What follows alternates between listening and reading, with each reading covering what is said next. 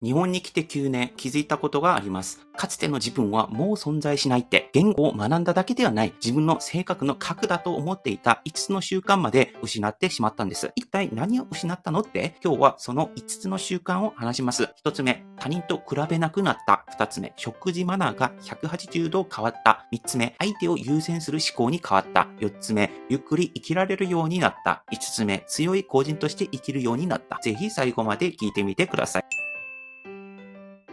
まず一つ目は他人と比べなくなったということです。皆さん、韓国って他人と比べることがよくあります。大学は名門大学かどうか、就職先は大企業か、年収はいくらか、結婚のタイミングまで横並びチェックという印象を受けることがあります。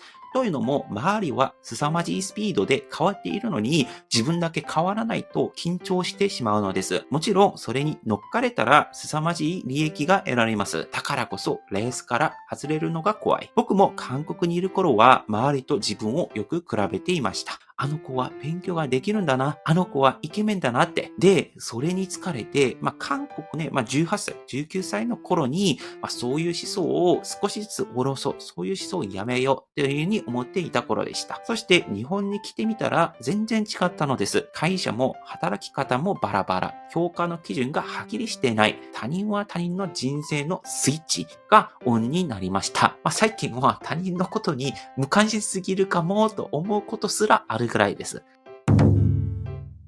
二つ目は、食事マナーが180度変わったということです。皆さん、これ信じられますか？日本に来る前と今の食べ方、全く別人レベルで変わったんです。韓国では、スプーンと箸を使うのが当たり前。器は持たない。音を立てない。飲み会でお酒はみんなのペースに合わせる。当たり前すぎて、これが文化なのかも気づいていませんでした。でも、日本に来て衝撃だったんですよ。麺はすって食べる。器は持つ。箸がメイン。しかも、いただきます。ごちそうさまって声を出す。さらに、飲み会では自分のペースで飲んでも全然 OK。最初は、それでいいの？こういうコードって日本だと失礼なの？ってことが思ったりしてて、違和感がマックスでした。僕も一回やってみました。器を持つとこぼれない。麺をすすると香りが立つ。味がダイレクトに伝わる。飲み会でもみんな勝手に自分のペースで楽しむから、そういうストレスも少なくなる。最初は戸惑うんですが、慣れると体が決定に日本式に変わってくる。気づいたら自分の食べ方が完全に書き換わってる。器は持たないで食べていた昔の自分がもう思い出せないくらいかもしれません。今では外食でも家庭でも日本スタイルでサクサク食べている自分がありました。韓国の食事習慣も覚えているけど体が自然と変化していきました。で、3つ目の話はですね、相手を優先する思考に変わったということです。韓国では、ウリという韓国語考え方があると思っています。ウリというのは、あなたも私も同じ船に乗っている的なイメージです。だから友達や家族、会社の人でも距離がとても近いです。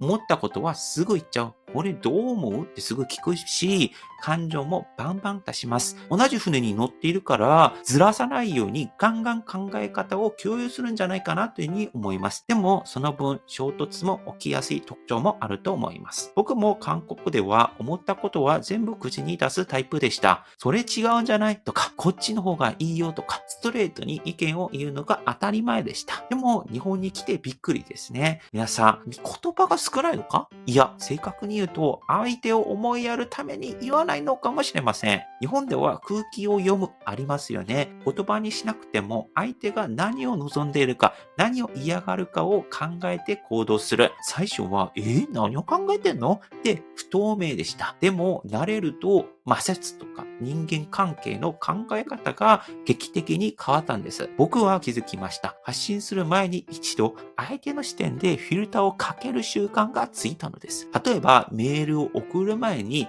これ読んで嫌な気持ちになるかなとか、会話でここで言うと相手は困るかもとか、その結果自然と自分より相手を優先する思考、考え方に変化しました。この配慮力、日本に来て鍛えられたスキルでした。4つ目、ゆっくり生きられるようになったという話です。皆さん、韓国では年齢って大事です。25歳過ぎくらいに就職して、30歳過ぎくらいで結婚、周りからプレッシャーも感じることがあります。なんでまだとか、それはいつするのみたいな感じですね。評価の基準というのも、韓国社会では似てる部分が多くて、極端に言うと、一つの方向にみんな向かっているような特徴があるかもしれません。だからみんなそこに向かってるから、そのタイムラインとか道から外れるっていうのは勇気が必要だと思います。もちろんね、逆に言えば生き方が分かりやすいかもしれないんですね。とりあえずその道に進んでいれば、それに対する不安ということは大きくないのかもしれません。僕も韓国にいる頃は、自分は遅れていないかってことを心配していたのかもしれません。友達の進み具合が目に入るたびに胸がギュッとなる、逃げる暇もなく時間に追われる生活でした。日本に来てびっくり、全然違うんです。日本では、この年齢で何をするだったりとか、こういう特徴があればこれをしなくちゃってことが、世界標準で比べるとどうなのかわからないんですが、僕が経験した韓国、日本社会だと、日本の方がもう少しゆっくりなイメージがありました。誰も何も同行とか言ってこない。例えば仕事をするときにも、転職とか、フリーランスとか、いろんな形があると思いますし、逆に自由すぎて混乱した時もあります。それでもいいの？これでもいいのだって感じですね。だから、長期的に自分のペースで積み上げていくような考え方が頭の中にあって、自分の速度、心をちょっと軽く生きていくってことが、自分の中に染みついているかもしれません。で、最後5つ目、強い個人として生きるという話です。韓国では家族とか学校のつながり、地元のネットワークがありました。だって僕は韓国で生まれ、韓国で小中高20年近くありましたよね。入試でも就職でもビジネスでも誰を知ってるかって大事じゃないですか。日本の皆さんも知ってる日本人がたくさんあって、これに困ったらこの人みたいなのはありませんか？韓国にいた頃は、例えば僕の家族が手伝ってくれるから、助けてくれるからとか、この友達に相談すればなんとかなるみたいな基盤があると思います。でも、日本に来て外国人として生きると全部自己責任ですよね。ビザも雇用も評価も自分一人の力で、証明しないといけません。助けてくれる人を、知ってるというか、そういう人を自分から探しに行かないといけない。自分からそういう環境を作っておかないといけないっていうのがあります。怖いですが、逆に自分の成長にもつながりますよね。自分の力を試せるというふうに思っております。そのような状況が10年近く来ていると、誰かに頼らずに自分で生き抜く力をつけるしかないと決意するようになりました。すると自然と自分のスキル、自分の考え方、思考力などに投資するようになりました。専門性を極めて再現性のある能力に磨く。自分が所属する学校とか、所属する会社だったりとか、肩書きがなくても戦える、考えられる、生きられる、お金を稼げられるような力を身につける。自分の人生は自分で切り開ける外国人として生きる醍醐味かもしれません。韓国のアイデンティティは少しずつ薄れていっています。でも心の奥にはまだ韓国のものが残っている部分もあります。今の僕は正直に言って完全な日本人思考でもないですし、完全な韓国人思考でもないです。このどこかという不思議な場所にいるような感覚です。でも僕は気づきました。僕の考え方として大切なのは国籍とか何人というよりかは、例えば日本に来たら日本の美しい文化、丁寧な暮らし、周りへの気配り、そういう生き方を学び、取り入れ、五感で感じながら生きること。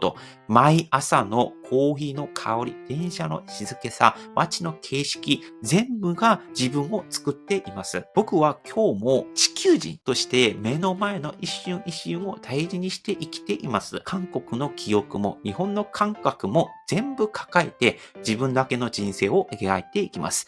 それが僕が日本で生きてきて出した日本生活、韓国生活の結論です。今日は以上です。もしよろしかったらチャンネル登録、高評価、ぜひよろしくお願いします。以上、パクンでした。アンニョン。